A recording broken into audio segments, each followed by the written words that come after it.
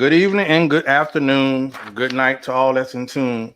You're welcome to another episode of the Black Super Friends podcast. I am your host, D. Horace Towns, joined by my best friends who I call the Black Super Friends. Standing to my side, I got Super Mario 561. Down in the bottom, like tic-tac-toe, I got the ladies man. And down in the other cube, the man that needs no introduction, the man I would like to call Sing Chris. That's King Chris. That's King spelled incorrectly on purpose. Remember, my brother, you could be one of many, or you could be the one and only. It's your choice. Man, I feel like Kanye West. It really got me on that because I don't know what to take from that. But thank you. I thought I was smart. Okay. All right. Before we go into our show, I'm glad to have you guys back for another episode. It's been another week. We're not going to talk current events. A lot has happened this week. Are you ready? Okay. All right. Before we go in, I want to go to our sponsor quickly. Our sponsor is out of Fort Lauderdale, Florida. Our sponsor this week is Disco Rick Plumbing. When your toilet having a fight, I make those pipes get right. Disco Rick Plumbing, 954. Okay. I don't know what to take from that. He doing plumbing, and he used to DJ. Okay. Right, man. Know how to make them pipes get right. I guess he on the he making he's shaking the ones and the twos. Okay, I get it. He said he ain't taking no crap from y'all in 2020. All right. Are you ready down there, ladies, man? Thank you, sir. Get it together, Horace. Yeah, man.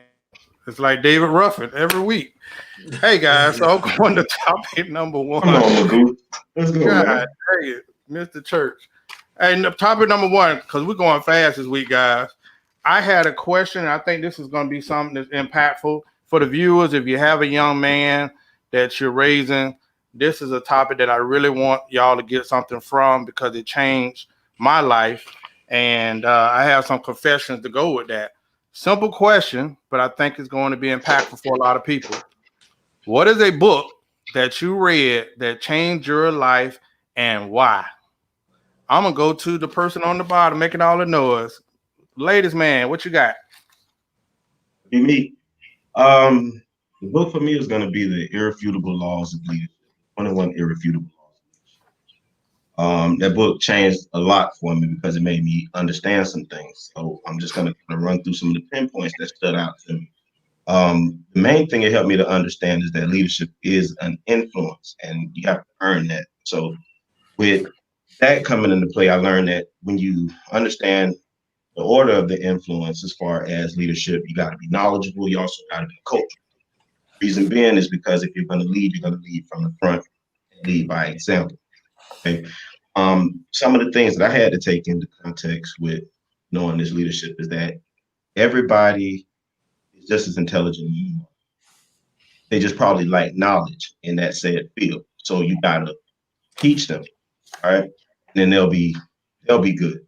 People will walk through a brick wall for you if they understand the direction and agree the direction in which you're going as a leader. And you can take that from business to relationship to friendship. They just need to know so communication comes in. Those were some of the things that I learned. I also learned, which is very, very key for me, that no one really cares what you know until they know that you care. And which is going to go back to what I told you. How do they know that you care? Because you take time to show them. And in this instance, it's going to be teaching. So that book did a lot for me. Like I said, everything rises and falls on leadership. That's what it ended with. That was the conclusion for me with that book. Again, like I said, there's some more tidbits in there that just grab hold for me, but that book itself put a lot into it for me. Book was it for you? For who, me? Yeah. Okay, well, the book that I actually is small. It's the smallest book ever. It's actually an elementary book. And this was something I talked to you about. I talked to Jeremy Jarrell. I talked to everybody about. It's so simple. The premise of the book is so simple, but impactful. It is the grasshopper and the ant. In that book, the grasshopper, while the ants work all through the seasons, The grasshopper played the violin and partied and did whatever he wanted to do, and he laughed at the ants because they work. And then winter came. The ants went in because they've been working all year. They go inside, they in that party, and they having a little hot chocolate and honey and whatever they eat. And the grasshopper was behind out. And in the end, they ended up having to bring the grasshopper in to save his life and pretty much show him like we work for a reason.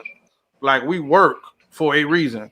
And I took a lot from that because like current day, I've always based my life on that because I've seen people that get into their 50s, 60s, and 70s that's still having to work because they ain't worked when they was early or they didn't come up with a good plan. So, when you see people, I've seen people take Jerry, my brother, for instance. He'll probably retire before the age of 40, full retirement. So I've seen people that have worked hard early before they can play hard later. And I've lived my life by that book. And the second book was the autobiography of Malcolm X. The reason why is because before then, I never saw the evolution of a black man in any book.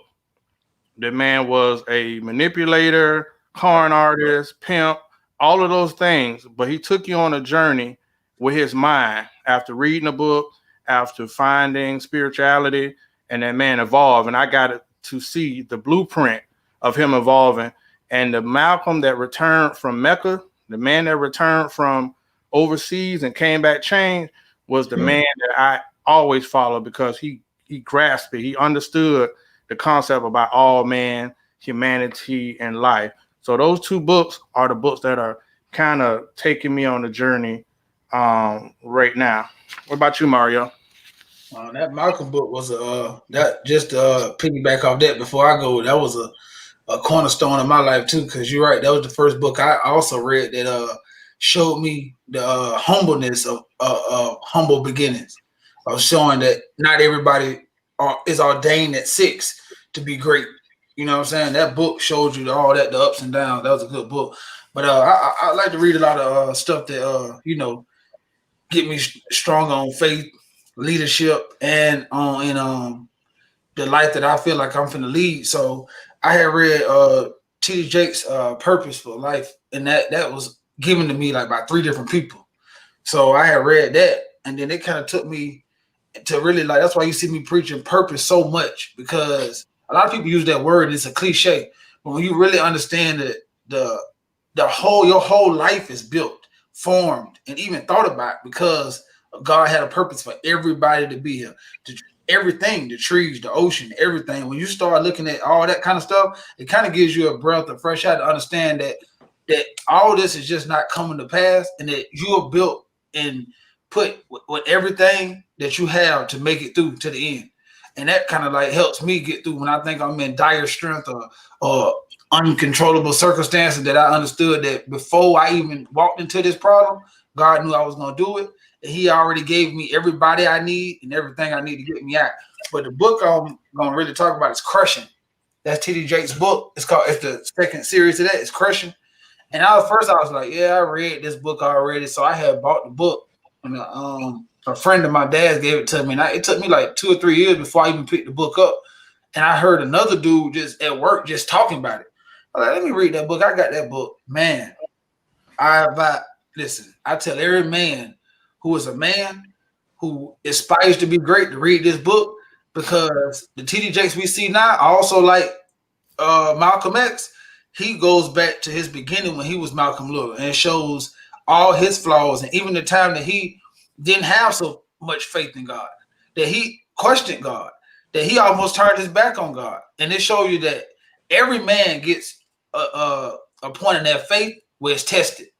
But the ones who stand strong and stand firm and keep their eye on the prize will make it to the finish line. And that's just a blessed book. And I believe that took my faith to another level. That helped propel me to make changes in my life that I don't think I could have changed on my own.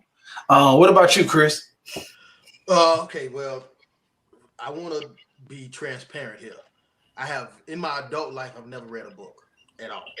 I have an issue where whenever I sit down and try to concentrate, like if I want to read a book or watch a movie, watch TV, I tend to fall asleep. So I don't really read, but I love books and I love learning. So I personally I'm a audiobook kind of guy. I'm about time management, so I'm able to work out and also read books and get information. So for me, it would have to be Rich Dad Poor Dad by Robert Kiyosaki. The reason why it resonates for me is because it speaks on two mindsets. It speaks on the employer mindset, the employee mindset and the employer mindset.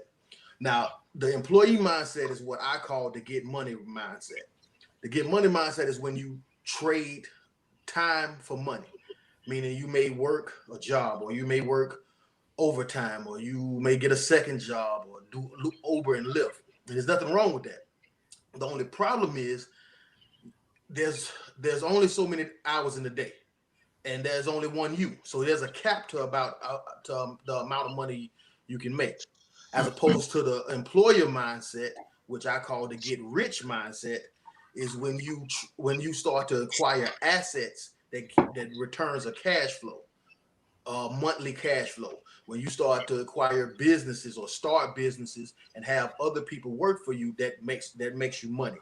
I believe that that's the mindset, especially as Black men, that we need to get into. There's nothing wrong with having a job, but use that job. I look at it like this: use the job. Think of the job as fuel to put in the car to get to where you want to go. Because again, it preaches on assets and liabilities. I say it over and over again, and I got it from the book. A quick definition of assets and liabilities. Liabilities take money away from you, take money away from your pocket. Assets put money in. Liabilities take money out. Assets put money in. I find that's the mindset that we need to have. So instead of having the get money mindset, let's have the get rich mindset. That's all I got. All right. No, that was pretty good. I've never heard of that book, and I thought I knew a lot of books. Oh, one more. I think the Bible. No, it's The Science of Getting Rich by Napoleon.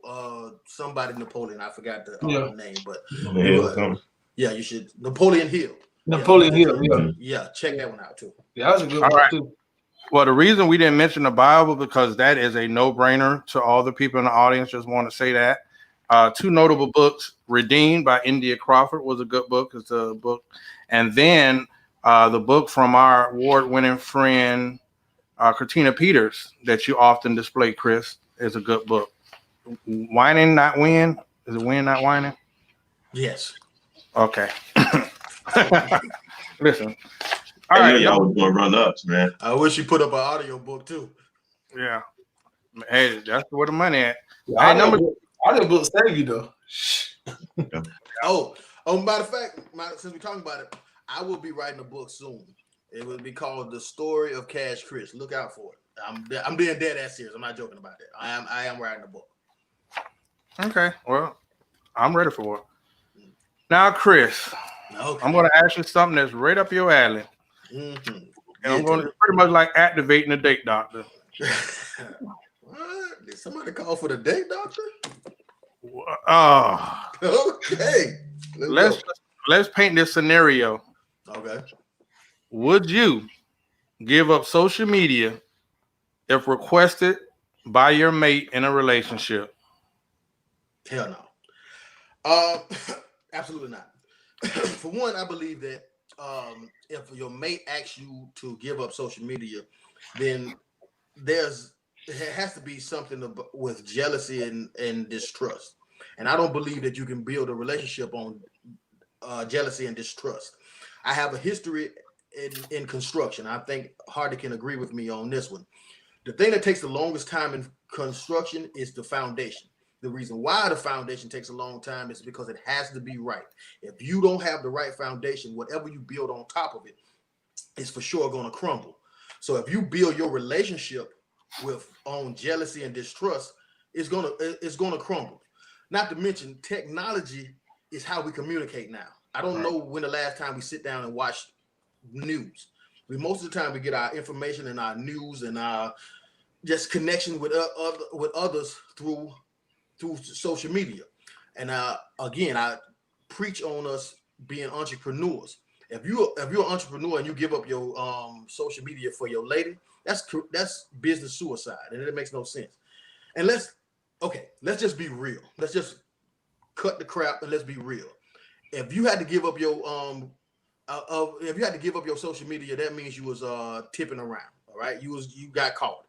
So why don't you do like every other man when he gets caught? Do a put your profile pic as you and her, so she can mark her territory and get the shit over with. You know what I'm saying? Or you could do the lamest shit that I ever seen is when y'all make a couple's share. So I know that. But yeah, Zay, you tell me what you think. Hey man, Chris, you know what? I'm glad you said it in the way you said it, my guy. Because I was gonna actually say I would if it's done mutually and you know what I'm saying, it was something that I wanted to do.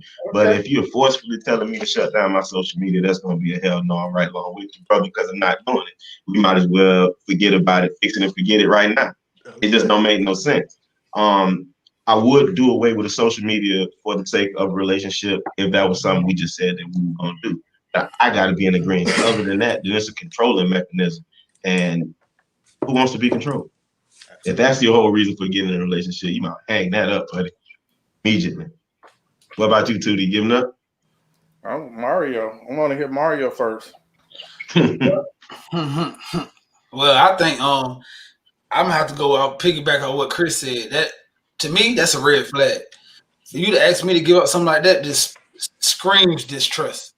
Because I am an entrepreneur and I do a lot of networking and all kind of stuff on my page. And you have to understand that even if you do, if it is distractions on social media all over the place. It is a DM and all that kind of place. But you have to understand that me and you as in a relationship went into an agreement between me and you. So whatever I'm telling you, you have to understand that it doesn't matter what is coming at me.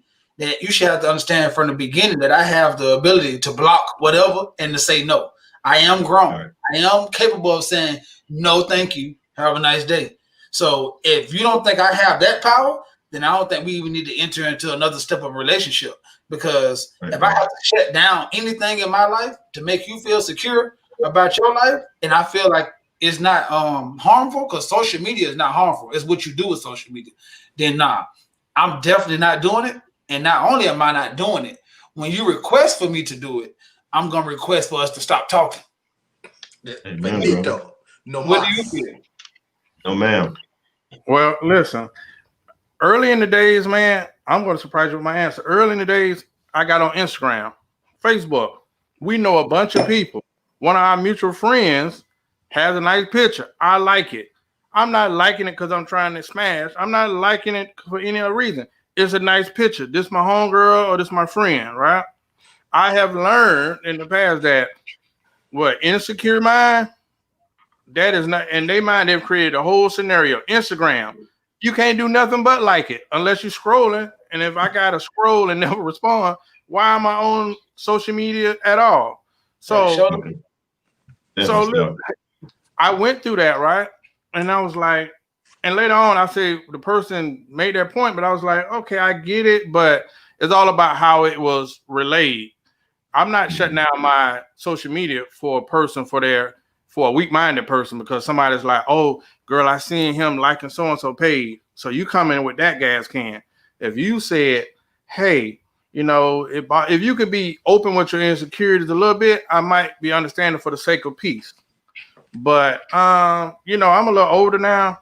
And just because I have discontent with social media, I really wouldn't care. But once I'm on, I'm not gonna shut it down for no insecurities or almost like an ultimatum type scenario.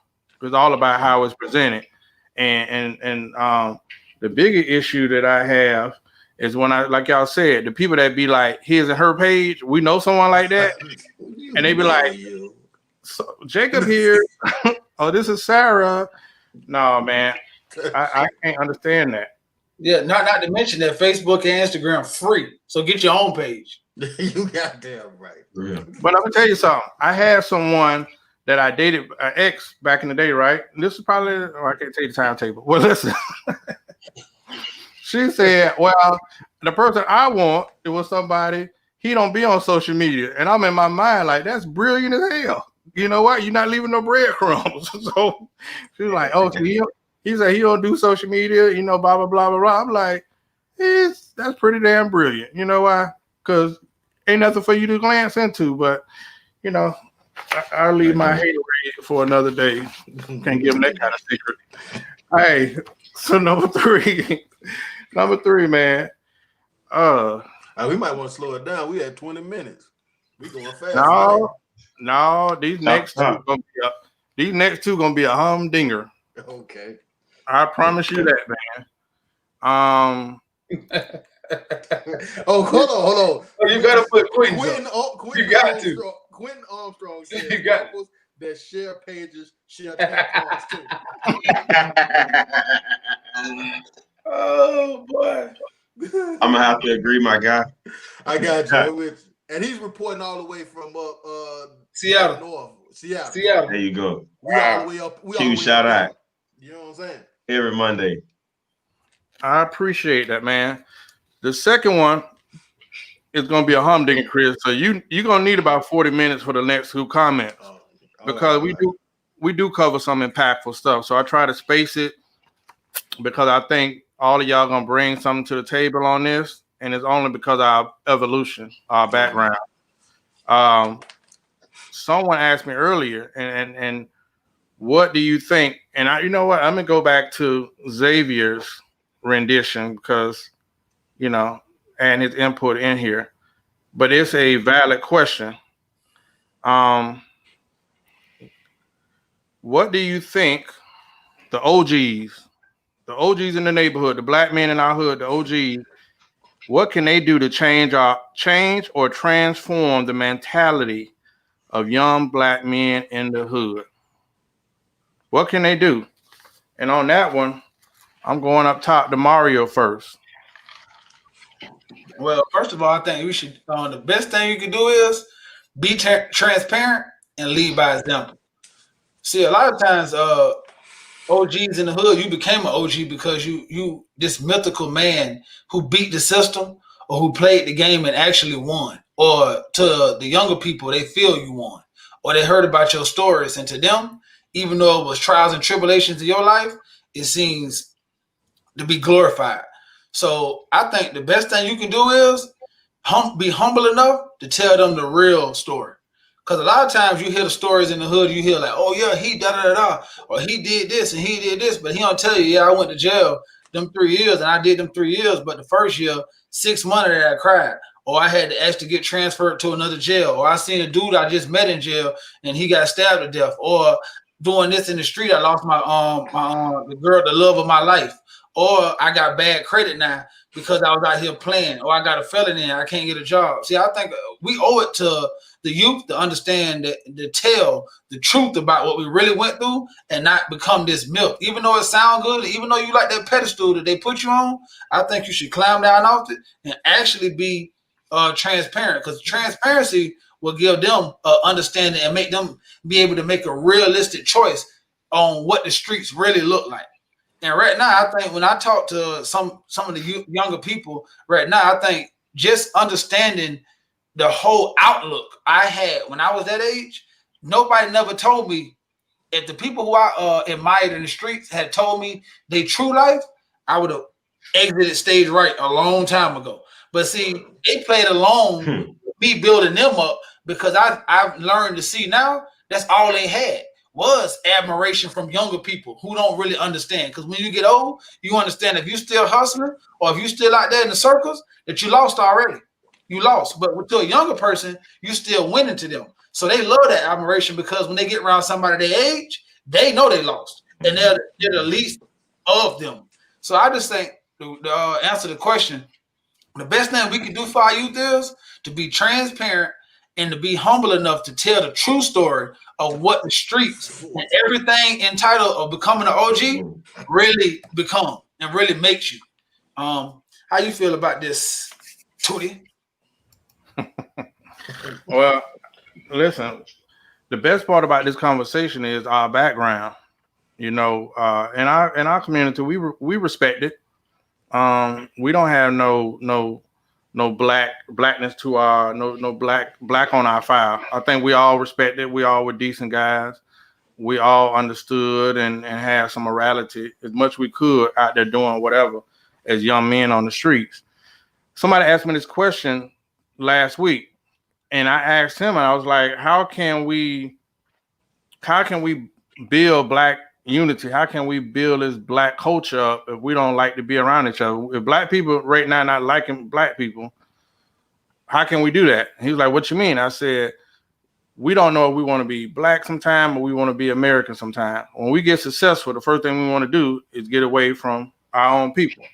So I know you want to distance and elevate yourself, but that those images and perception in our neighborhood is killing us.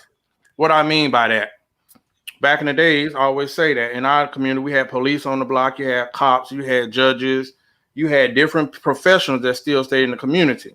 But success later on meant leaving the community. I made it, so I got to leave the hood. I'm going to go out there and buy a house in the community where I'm not even wanted at, but that's going to be success. So if everybody leaving the hood, who left in the hood? And the images that our kids see now ain't too good.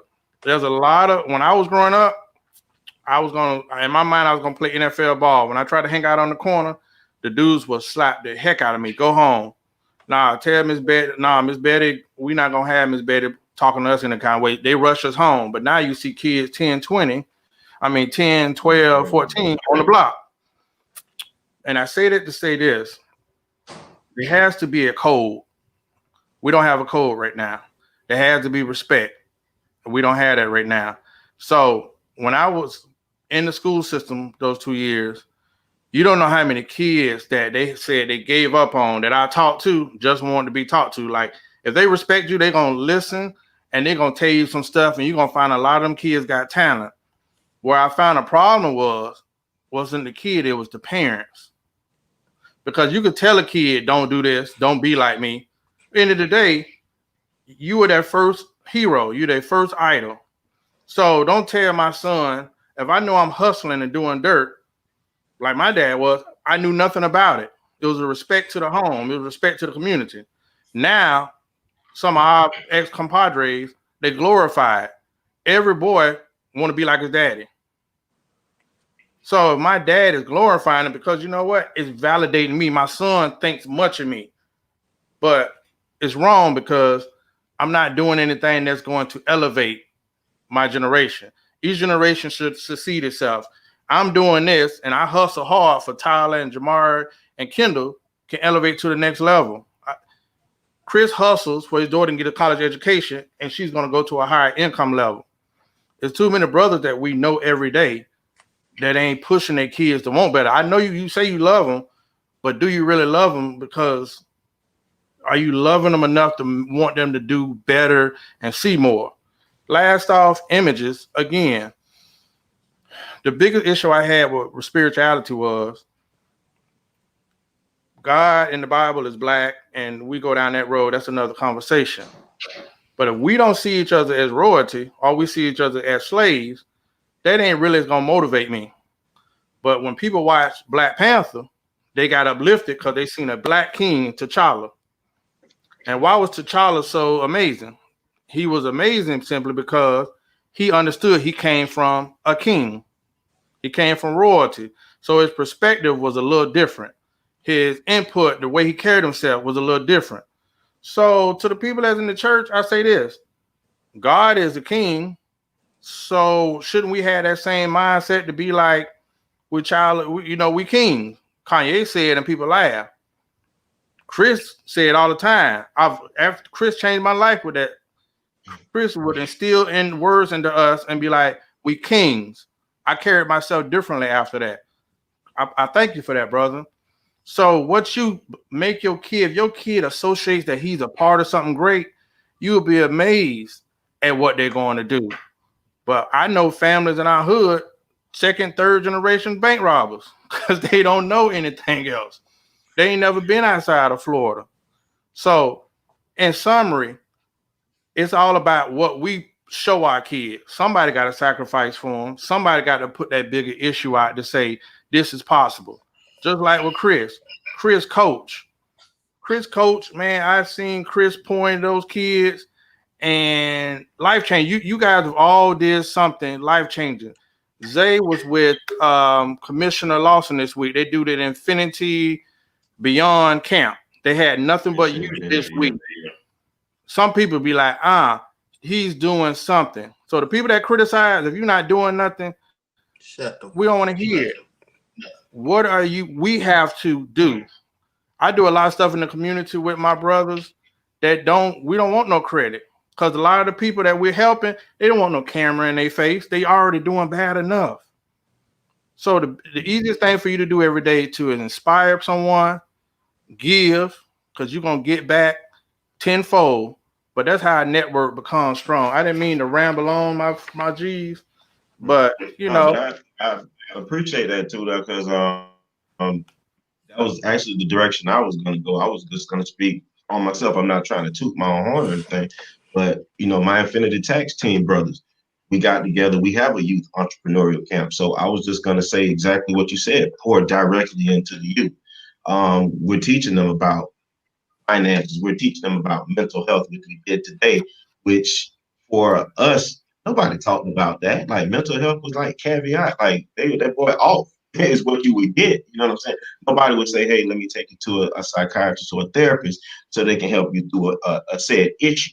Nobody taught us about finances. Hey, somebody in the comments said that's all that they saw. I think it was Amber. I'm not 100% sure, but they said that's all they saw. So that was their ceiling. That was their lid. That's the way for a lot of men that we know that's our age. Their ceiling, their lid, that's what they saw. All they saw was the guy with the shiny car, with the rims, with the pocket full of money, not knowing that that's all the money that he got.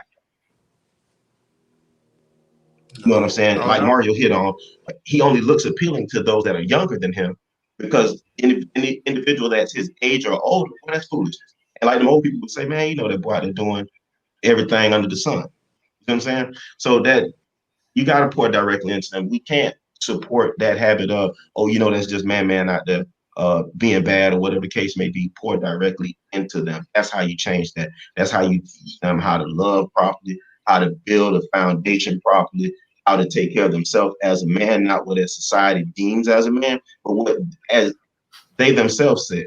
I think that was Mario that was talking about a friend he had that had meager beginnings for everything that he wanted. Mario looked at it as that ain't really anything, but to him that was everything, and we had to respect that. You see what I'm saying? And just teaching individuals that it's okay, because with success, individuals think that you got to have a shiny watch, a shiny bracelet, or chain, and a whole bunch of money. That ain't success. Success is making sure that your family's taken care of. You're not hungry. You have clothes on your back, you have a roof over your head. That's gangster. But that's not push. That's not the narrative that's pushed. So for me, just like I see Chris on the basketball court pouring in the kids, I've seen Mario doing whether it's working out or whether it's football training with kids, other people kids at that, while he has a lady, making sure that it's okay with the lady, but do you mind that she won't get in the way because he's purpose driven. So he'll go ahead and talk to them about things that weren't talked to us about growing up. We missed a lot of things because we didn't have father figures in our lives that poured into us the way that we're trying to do. Who do you do it? Through running with the mayor. When you're running around, you guys are on the ground. Like you said, you guys don't push cameras in individuals' face. You guys look out for them. Whether you're on S Avenue, you guys are handing out bread or food, or you guys are just walking, going door to door. You guys are making sure that someone's in knowledge of what they need or what we didn't have growing up. And that's all that it's about if you want to change any type of narrative, especially with young black men moving forward. What do you have? For me, I want to go back to something Horace said. He said that I hustle to make sure that my daughter go to college. I disagree with you, my brother. I hustle for selfish reasons. I hustle because I didn't, huh? I said I hustle for selfish reasons. Yeah, when you say okay, I hustled for selfish reasons. I didn't. There was no excuse for me to sell drugs when while having a drug addict mother. So that was on me. Allegedly. But Allegedly. what I will say is this: we have to set the example. We have to be the change that we want to see in the world. Like you guys said, I've done coaching. I've done mentorship. What I've learned from kids is that you can't fake it. They can tell whether you're faking or not. So you don't have to be like them. You don't have to come in trying to be so cool with them and be friends, but you have to be authentic for them to resonate with you, for them to respect you. So I think that the first thing is invest in time and actually giving your time, because that's your number one asset that you can give is your time. So I suggest every man pick 2 children to invest time into. Like you were saying, like you guys were saying, Zay, I watched what you guys did this morning with Infinity Tax, and I was proud of that, because at the end of the day, kids learn more from kids. Now, their first teacher are their parents, but when they go to those schools, they're at those schools for a long time. Yeah. And a lot of the knowledge that they get is from the kids. So if you guys can touch 2 or 3 kids in there, even if it's just one, that kid is going to spread that. Go back to the schools and go back to their homeboys and spread it, because they're getting to see men doing things. That's one of those kids probably look at you and say, okay, that's a cool guy, and he want to emulate you. So I think that's as good as you're being the example, because with us, the fortunate thing about us as 80s babies is we are really connected to this younger crowd. The music that they listen to, we started that route. The way that they dress, Jordans came out when we was out. Yeah. Technology itself, we both got introduced to technology and social media together.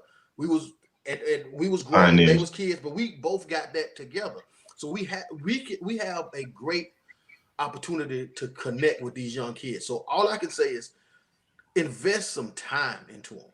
Don't just invest time into them to sleep with their mama, although I promote you sleeping with their mama. But I do see you be going straight down there and then just go left. I know. But I do believe that we got to take the time out to pick kids and invest our time and show them something. If you're an entrepreneur, right, teach them how to start their own business.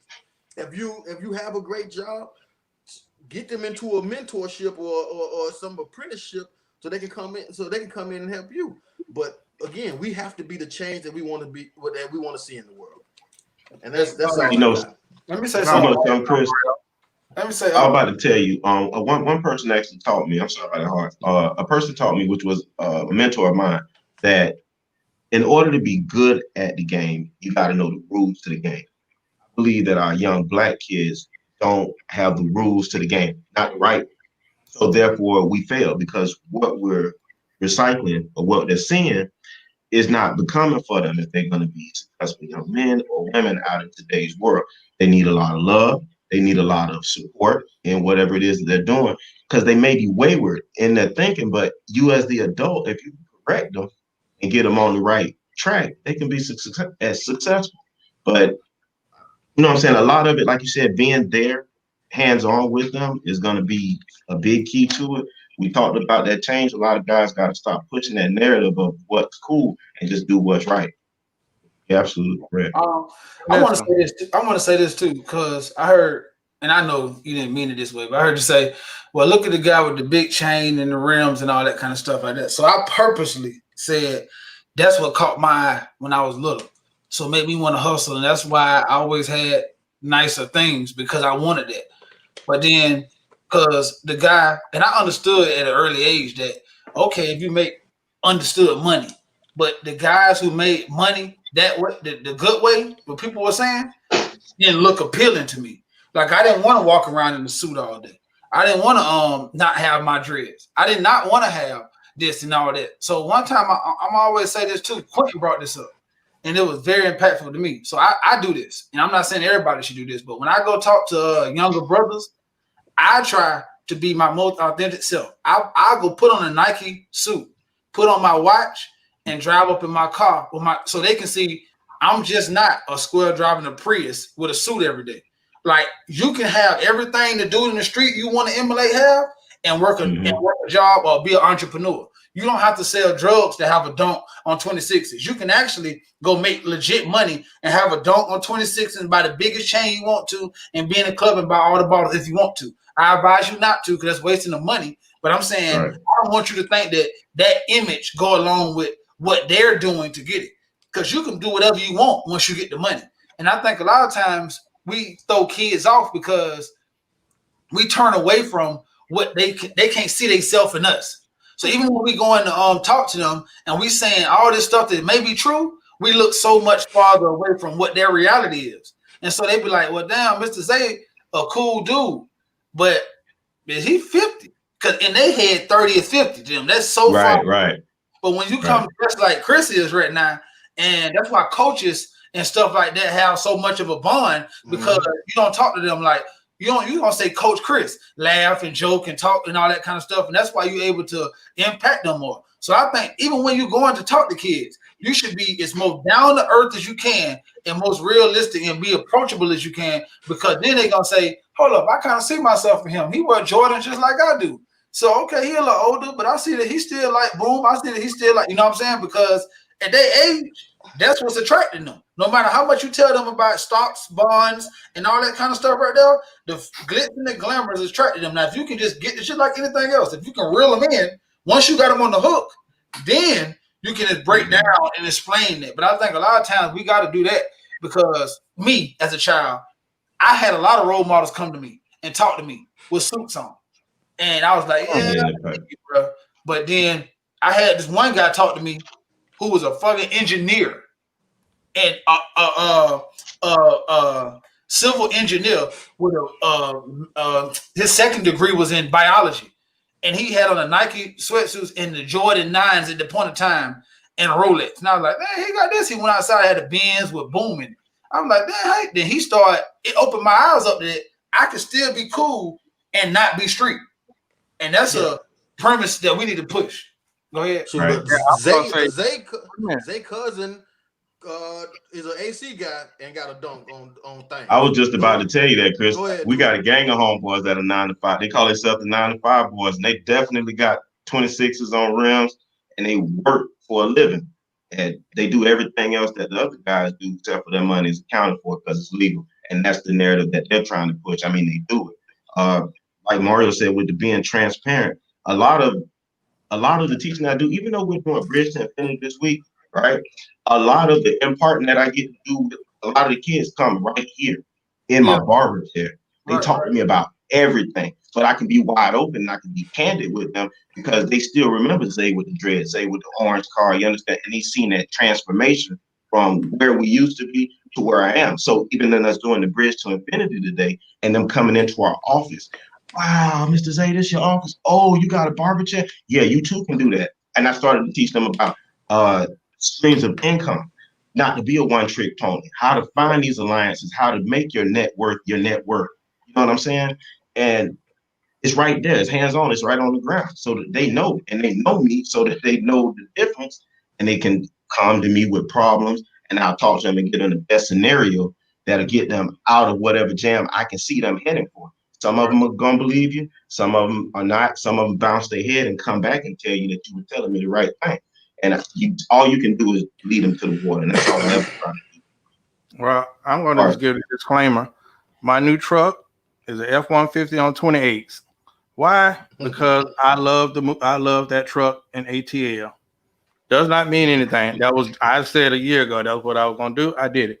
But quickly before we go to the next topic, back when I've been on the superintendent's task force on the board with the school board for probably about 8 years now, right?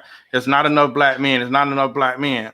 And I went back and said I wasn't going to work no more. I took a job in the school district which pays nothing. It pays nothing. And they put me in one of the worst schools, Palm Beach Lakes. I'm sorry, but yeah, Palm Beach Lakes. But most of the kids that they said was the most rotten kids, right, were the kids that I connected with. You know why? In those school systems, you had a lot of dudes with suits on, and they walk around trying to connect with the kids. Oh, yeah, boy, I'm from the streets, and I know this, and that. Real recognize real. These kids nowadays, these kids used to be serving them up like, bro, come on, man, you whack. So most of the time, I would handle a lot of the troubled kids.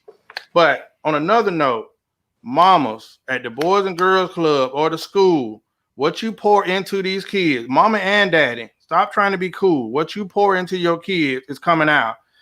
If you got to go to the store with your kids, find some radio music. But I have a personal problem when you are playing. I love trap music, but certain stuff is not for your kids. So if you're going down the street and you pouring this into your kid, don't get mad when your kid language and mindset is on certain things. Last off, I would never tell anybody how to win if that's all they got. A lot of our friends growing up, mom and daddy wanted a home, they start hustling because of self-preservation. How long I'm gonna go hungry before I get out here and get it? I gotta feed my brothers, I gotta feed my sisters. Right. New generation a little different. Where I see a lot of mamas and daddies, single parents, you know what your child is doing. If you really love that child, you got to have that conversation. And I've seen a lot of my friends have to bury kids, and I'm like, sis, you might hate me for them saying this, but you got to lean on them a little bit. Don't glamp him up, because if you know he's making illegal money, there's things that come with that. If you love him, it's the streets are undefeated. If he get out, I'm happy for him. But these streets are nasty, and I see a lot of kids being buried, man, because there ain't no code out there. They making a little temporary dollars, but I pray for these kids out here, man. So to the mamas, lean on them, get an uncle, a nephew, somebody, but pull them kids off the streets, because it ain't the same streets that we grew up on. So, the last topic of the night is the meat and potatoes. And I wanted to bring this question up, and I don't even know if it's a proper way to frame it up, because I'm going to mention a couple stories just for y'all, for it could be relatable. Last week, a rapper Meg Thee Stallion, Tory Lanez incident about a gun, where he allegedly shot her in the foot while they having a domestic in the car. The DA refused to press charges, so we don't know what the real story is on that. But I was saying the theory that's always recited, Black women are the most unprotected species on the planet, which I agree with. My issue is, and it's not an issue, is with that being said, what is the approach for men? What is the approach for men? Because oftentimes I had a scenario where a neighbor the other day, they were having a domestic outside, arguing and fighting, da-da-da-da-da. So I've seen friends that have intervened in domestics, and they've lost their life. So how do I respond to a situation where these are domestic that's often, you intervene, now you involved in something that you shouldn't be involved in, but it's tugging on your heart, but now you get involved and that's just another night for them. So you have so many scenarios in our community with domestic violence. And so my question in one instance may be, how does the incident where Tory Lanez and Megan Thee Stallion or Chris and Rihanna, how do those single incidents bring up that Chris Rihanna? But how do those incidents bring up the whole theory again that Black men don't protect the Black women? Because the Black men I know, they do. They have an allegiance to protecting the Black woman. They love Black women. But what is the approach? Well, do y'all have an approach for that issue? Because it's sticky, but we know that it happens every day. You know what I mean? So do you have any insight on that, Chris? Okay, that's a lot to unpack there. I know. What I will say is, first I'll say I don't believe in that narrative. I don't subscribe to it. I don't believe in it. I see too many examples of men protecting Black women. So I don't subscribe to that. Now, do I feel that we can do a better job? Yes, there's always room for improvement. And I suggest that we all do improvement. For example, I think that it starts with us. We have to be an example. We can't, that little girl can't see us being verbally abusive or physically abusive to their mom. If you're the boyfriend in the situation, you can't be verbally abusive or physically abusive to the mom. If you have your sister can't see you being in a relationship where you abusive or your uncle. We have to set the example first, because what I think is when the women run back to that situation is they're running back because it's familiar and because it's normal. You know what I'm saying? And because they seen it coming up, they seen their mother being abused, they seen their brother being abusing his girlfriend. So the first thing we got to do is 100% change the way we interact with our black women. We have to. I speak about emotional intelligence, bro. Don't let her get you to the point where you're being physical, because there's no excuse for it, bro. If she can't, I always feel like if somebody can't beat your ass or take you to jail, there's no reason to be arguing with them. There's no reason to even get physical with them. Now, for what the situation that you was talking about, Tootie, about what should you do, that's a tough one. That's a very tough one. I think that we have to, for one, we have to hold each other accountable first. Because I think about I want to speak on preventative maintenance. When we having these conversations with our homies and they talk about physical abuse or verbal abuse, let's just say something. I know there's a way that we can communicate with each other where we don't feel like we're calling them out, but we need to say something. For that matter, if we see it, we should. I know that you shouldn't step in, but just like when George Floyd was sitting there with that cop on his neck, and I heard after they wanted the woman to do something, we have to step in and intercede in that situation. We have to do something. If your neighbor, if you see a man beating on his wife, and that's your neighbor, bro, you got to say something. You got to go over there and at least break it up. We was in school at least breaking up fights, so it's not like that's an abnormal thing to break up a fight. We got to have the nuts to we have to have the nuts to protect them. We have to have the nuts to say something. So it's on us, man. It's on us. So let's start with us. Let's be the example, and that way, this is a tough situation. Hardy, what you got? Well, I agree with what you're saying, and this how in that situation right there, which is a sticky situation because it could be so many outcomes in that. And so when I get into situations like that, I put my foot in the ground and I stand on what I morally believe is right. Period. And I can live, die, good or bad. I can take whatever come out of that because I feel like what I did in my heart and in my soul was right. I agree with the point Chris made on you have to do something. You have to. And you have to do something for both parties. You got to do something for him too. Because, bro, you might have snapped and losing it. So I'm grabbing you to let you know that, bro, you're tripping right now. Like, you're losing control. And not only, bro, just to snap out of that and whatever you're doing. And if you can't, then go through me.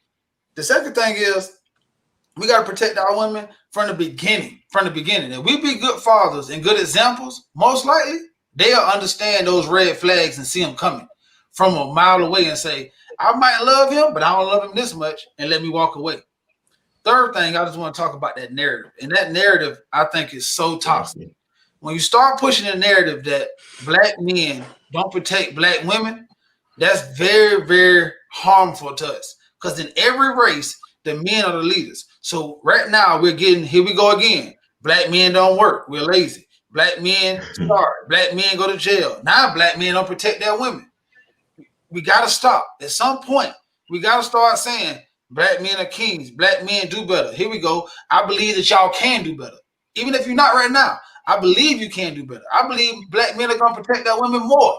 I believe we're going to do a better job protecting our women. That's better. Say anything but pointing out all our flaws and then saying, yeah, nigga, do better. Go ahead. I do want to say something. To the women that says black men don't protect them, I would have to ask, when have you ever asked a black man for protection? Because I believe, and this is my experiences with men and me as a man, I believe that men want to have a purpose in your life. They want to have a need in your life and not just to be used in your life. So not just be an ATM. So if you can ask a man to pay your bills, then you should ask that man to be able to protect you, because what I think men respond to is is feminine energy and vulnerability. He sees that you're asking him for help. For protection. Enables him to give protection. So if you want protection, if you want leadership, be vulnerable enough to just ask that man, because he's gonna feel like that's my purpose, and he'll do that. In closing, I want to say, a lot of times people, I've seen somebody say be the change. Well, I'm saying I like to take stuff on a case-by-case basis. So if you ask any woman in my life, do they feel protected around me or anything, from my daughter to my sister to my grandma to my mama, they're going to say, yeah. I'm pretty sure every man on this thing, I'm pretty sure I can go down a list of every man. So for women to say that you don't feel protected, then what men do you have in your life? How are you dealing with? But because right now, every woman around me feel protected. Every woman around me feel protected. So whether you want to or not, then okay, maybe you need to choose better men. Because right now, my wife felt protected before me because her daddy protected her. She has brothers who protect her. So I'm saying we're going out the line. I just want to know. I would love to have a poll on all these women who don't feel protected by the brothers or the men or the women or the dudes who they know, their friends, they boys who are friends and all that kind of stuff like that. I want to know who all these women who don't feel protected. And maybe because I'm not a woman, so I would love to know all these women who don't feel protected, who feel so vulnerable, and they're gonna get abused everywhere they go. I would love to know that, because the women in my life that I seem to know, bump into, have conversations with, don't feel that vulnerable. Yeah. Where's Dr. Kim at? I haven't had that problem. I was gonna say, man. Well, I'm quoting Miles Monroe. Men need sex, and any other leader you've ever heard say men need to feel needed. Right? It is our job to protect you. It's our job to be the head. It's our job to do so many things. I want to change the narrative and talk about a word that ain't been established yet: toxic feminine energy, whatever the word I want to call it. Because we're in a generation right now where it's so much about I don't need a man. You see all these women groups and they minimize men. We don't need a man. Women empowerment, women this, women that. And then when the stuff hit the fan, oh, I need a man right now. Run over here. Now I'm gonna validate you because you're needed. But your whole movement is about you're not needed. You know what I mean? So it is confusing. But going back to the topic, I just see so many scenarios with domestic violence where it puts you in I'm right here.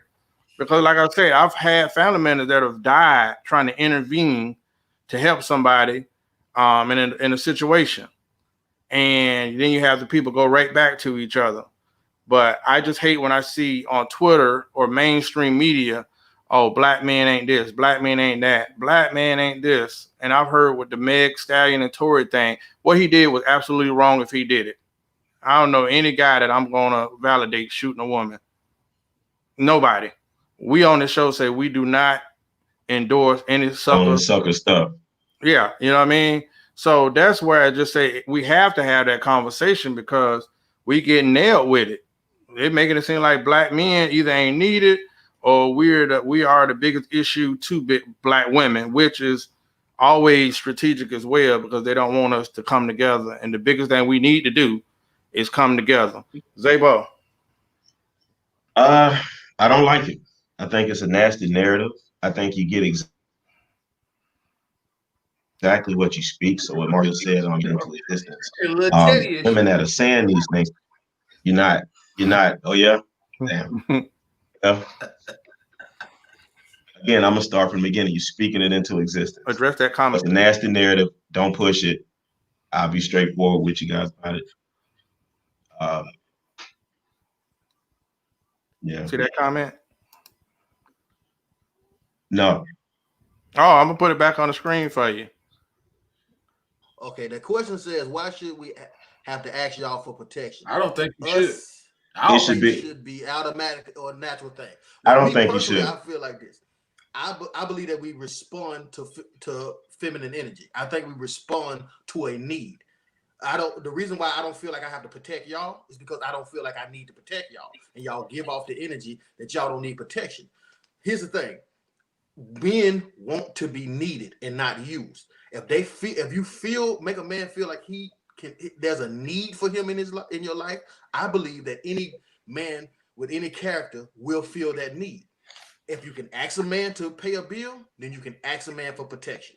That if he doesn't feel like he needs to protect you, if he's hearing all the time that, well, I don't need you this, I can do this, I can do that, then he's not going to see a need to do it. That's what I'm saying. I put Shantae Renee comment on the board, please. You see this right here? It just warms me inside because you know what? I know her dad, her uncles, her brothers, and her cousins all feel like, man, when they hear that, one of my nieces, my daughter, or my sister feels like I'm protecting them because that's true. I know more women who feel like this than anything, and maybe I'm wrong. I have been wrong before. Maybe I'm wrong, but this is the rhetoric that I hear when I talk to groups of women over and over and over.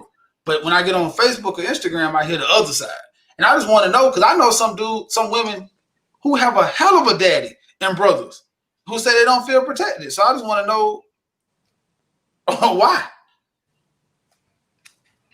That was a good comment. I mean, I do want us to recognize, because one of the topics I wanted to talk about, the fact that us as men and black women, back in the days, it was strategic to keep us apart. And now we don't really see the importance of us kind of getting back together. Like what topic that was when they were talking about the OGs. Yeah. The answer that I wanted to add to that was black men and your baby mamas, for the sake of your kids, we got to have a conversation and repair these relationships. Whether you like them or not, that's his father. And if he can pour into that young man, we have to fix those relationships, man. Because broken homes, whether it's through drugs or whether it's just through a bad breakup, you still got to be parents. You got a God-given responsibility to handle that. So that was my thoughts on that earlier, man. So, Chris, I told you the show was going to be beefy. Did I not tell you that? Yes, it's a little steaky. Yeah, okay. Great doctor. I was waiting on Dr. Kim to come in. At the moment in which I need protection, should I yell, protect me? Would she yell for help when she needs help? Listen. Well, Dr. Kim, I would say if you were the guy and you got a question whether you feel protected or safe, you are in a bad situation. But what I don't understand is this. Like, if you imagine, fellas, if you met a woman, you start talking to them and dating them, and she expressed to you that she look for you for protection. She asked for protection for you.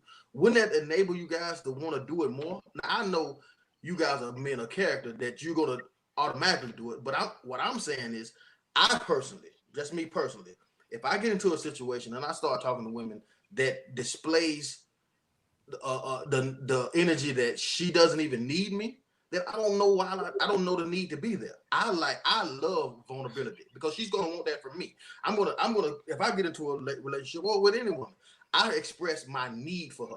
I need you to there's a need for you in my life. I need you to clean up a lot of these things. So I don't understand why we're asked to be vulnerable, and then when we want vulnerability in return, it's an issue. Can you guys explain this to me? Well, I think that a lot of times in the relationship you're talking about, that they already have displayed a want for you to step back, that they got it. Right? That's what you're saying. Like, you see what I'm saying? Like, they have already pushed that, like, even with like that, I got this. I'm strong. I don't need you. I got this. That attitude giving off, it almost becomes offensive if I say I got it because I don't want to overstep you or make you feel weaker than. So then now you get into a tug of war of who wears the pants. You know what I'm saying? I feel like nobody wants to be in that. But then I'm always say, I think every man on this board wouldn't even talk to. I don't even want no woman. I'm gonna go by me. That I feel like I can't play my role that I designed to be in life, in their life. Like, if I can't be your provider, your protector, without any without you trying to fight me tooth and nails to just be the man that I feel that God wanted me to be to you, then maybe I'm not the man for you. And that's okay. That's all I'm saying. I want to be that for you. But if you don't want me to be that for you, then I don't even want to be there. And that's too easy for me just to walk away and let you get somebody else who might require waiting until you say, I need help. Because I say But help here's the all- motivation, I ask Mario. them if- Mhm. No, here's the motivation. We all know as men, if you're in a relationship with your woman that you love, if she see you get knocked the H out, she will never respect you or see you the same again. So Right. protect So her out the you window. fight No matter for your what goes life. wrong, you are done. I ask. Yeah.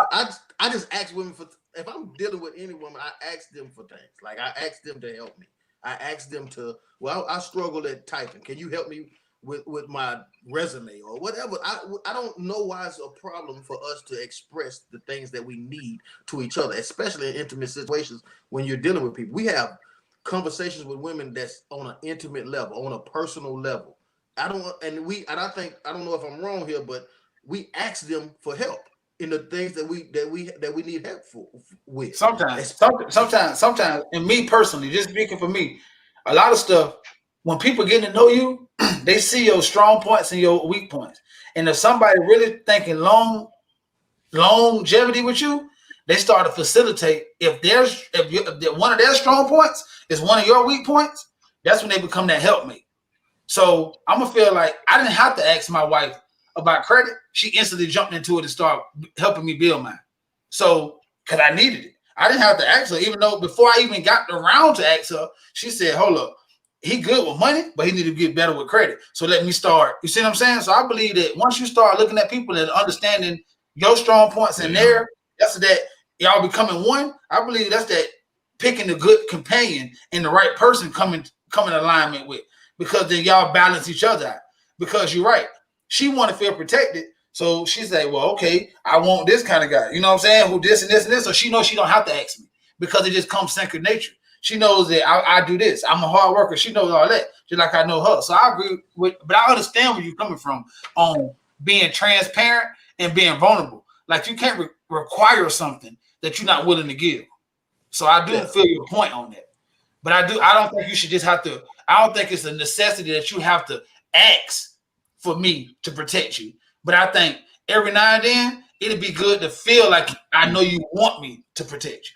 That's what I don't know if that's what so how would Feed they my ego. how would they word that? Because no, that's what I'm saying. Your way is one of the ways that you can actually say, I need your help. Yeah. But if they don't like that way, whatever way you come up with, ladies, find a way to make a man feel wanted or appreciated as being a protector. Then, because if you don't like the way of just saying protect me, then don't go there. Do it other way. Simple thing like when y'all walking, grab his arm. You know what I mean? Stay close to him. Right. Dude will feel like it's a lot. Yeah. Like, my lady will say, I need a gas, but I seen people at the gas station, so you can go put some shit like, I need a gas. I'm like, yeah, I go fill your car. Like, I know you probably could have got out. She got a gun. She could protect herself, but that's just that little thing that made me like, let me go get in this car and drive up to this gas station. And now she get me off from watching the game to go drive the gas station because I feel like she need me to go fill her gas tank up. You know what I'm saying? Without really asking me. She didn't say, hey, can you go fill my gas tank up? She was like, I was going to get some gas. And, so I see some guys up there. And I was like, I'll go up there. She like, I really appreciate it because I ain't want to get out. Then we had that conversation. Next thing you know, I'm going up to the damn to fill her car with gas and feeling like Superman while I go drive the car to the gas tank. Exactly. That's what I'm saying. I appreciate it. If I take, I don't lie. I'm sorry. This is just me. If I take out the trash, I feel like Superman. If I come to your house and take out the trash, I feel like, I took out the goddamn trash. You know what I'm saying? It's just a me thing. No. That's not you. That's a male ego thing that you just admitting. That's being, all of us have that. Whether we want to admit it or not, we want to feel like King Kong. And that's just what it is. What better way to feel like King Kong by doing the right thing for the right people? Everybody want to feel appreciated. Right. Listen, and that's the point that the women are missing though. If a Negro doing all of that and doing all that, and you don't never get you don't feel appreciated, you're gonna stop. Because you're like, I don't have to do none of this. So simple and plain. Especially when they're pushing that same narrative, you definitely gonna stop. Because it would hurt me. I always say that because it would hurt me to hear my sister, my mama, or any girl who's been around me to go to any club or any environment to say, man, black men don't protect black women. What I'm doing? Yeah, I'm chop suey. So what am I doing? Yeah. Like, you know, but if they did, what I would say to my sister is, hey, you need to express to him that that's something that you need. That's something that you require. I want you to protect me. I don't know if it's wrong to. I don't know how I would be wrong for giving her the advice to say, voice that to him, because I believe that men want a purpose, wants a need in your life. If you express a need in your life for him, if he's a man of character, he's gonna try to fill that need. Well, I actually, if a woman, I know you're a protector, Chris, and I know that you love the women in your life. Yeah. Fault. So if one of them was to walk up to you and say, "I don't feel protected," would. How else could you protect it? Yeah. I mean, that would be. That's all I want to know. Like, I know you're willing to lay your life down for the women in your life. So if you was to hear one of them to say, "Well, I don't feel protected by black men," fuck, what are you? A black man? Yeah. I try to set examples.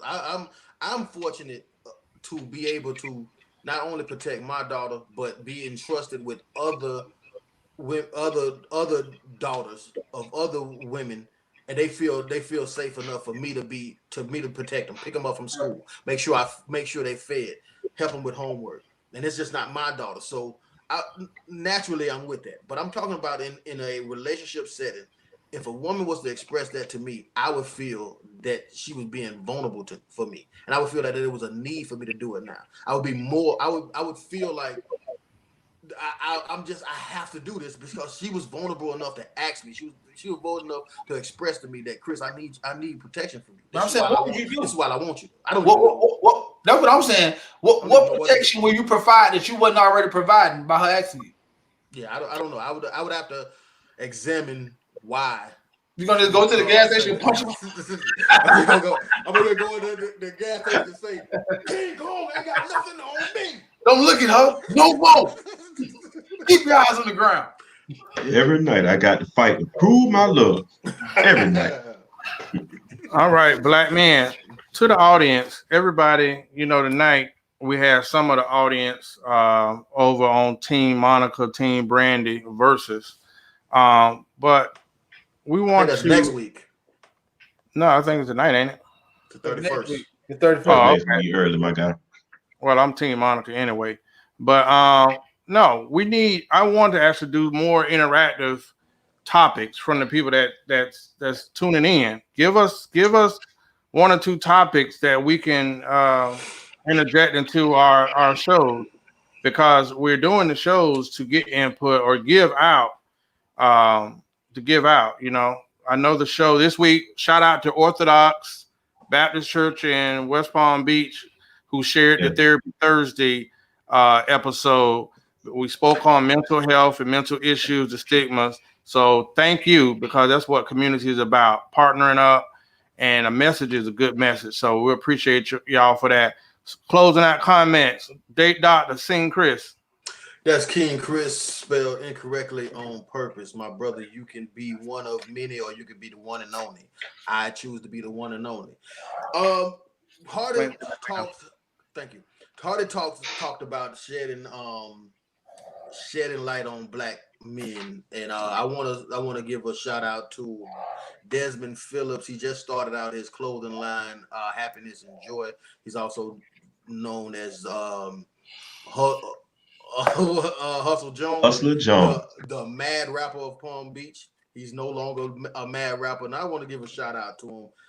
Hopefully, we can get some of that merch up here, my brother. Thank you, my brother. Zay, what you got? Man, a few things. I am gonna shout out TD. Thank you for the hookup to the Orthodox Ministry. I'm glad that we could be of service and help you guys. We're trying to help as many people as we can through our platform. So TD, thank you. That's one of our dear friends' mother, who actually tunes into our show. She loves your antics, Chris. Speaks of it all the time. I tell her it's not antics, it's just you being you, but they love it nonetheless. I do want to shout out again my brothers at the Infinity Tag Team, Bridge to Infinity, that youth entrepreneurial camp.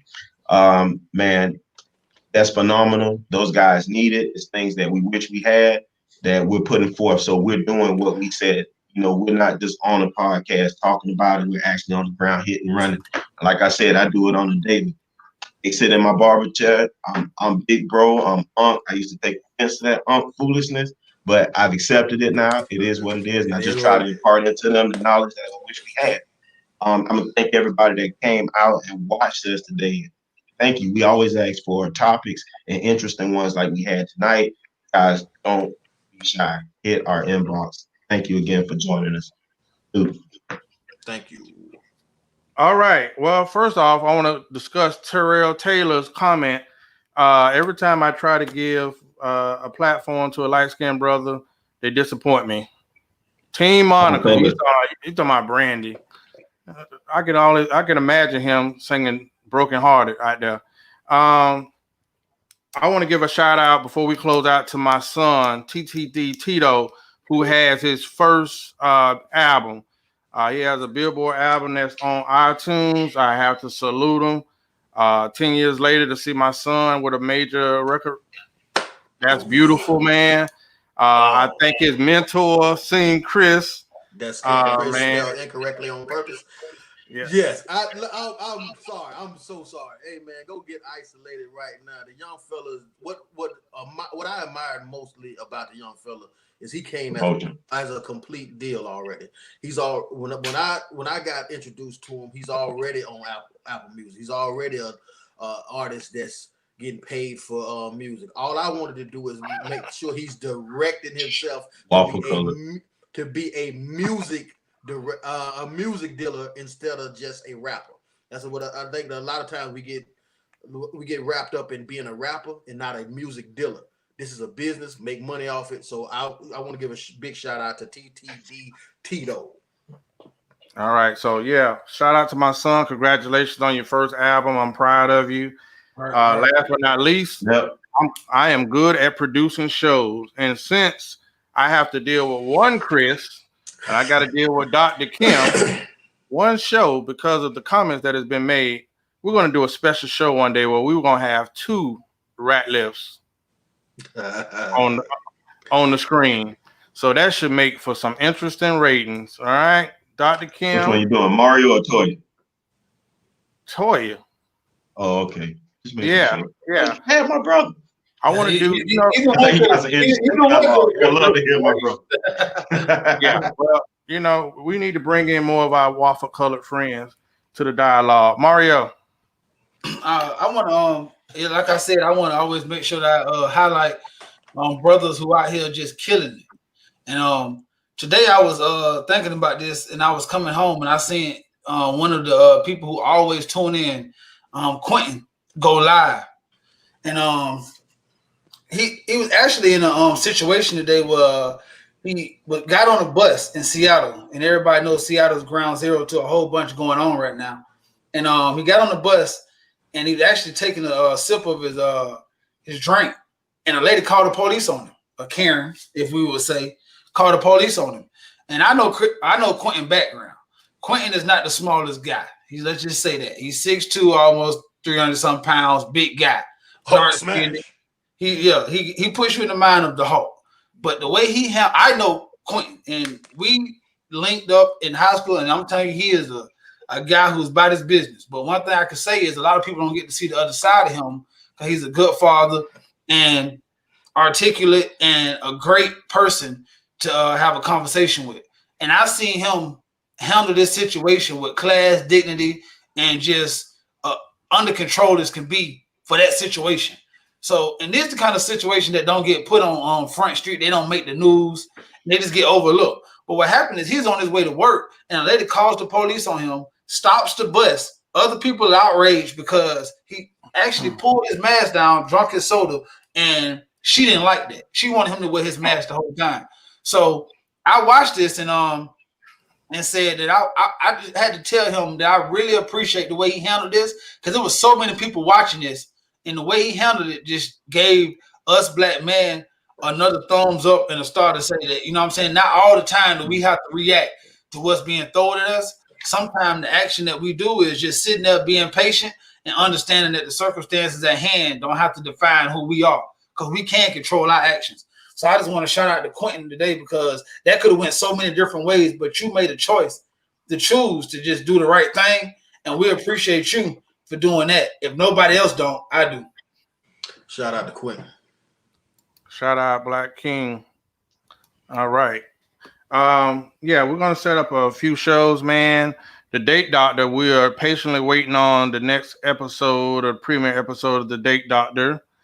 We will be having a new show coming from Super Mario 561 and the Ladies Man.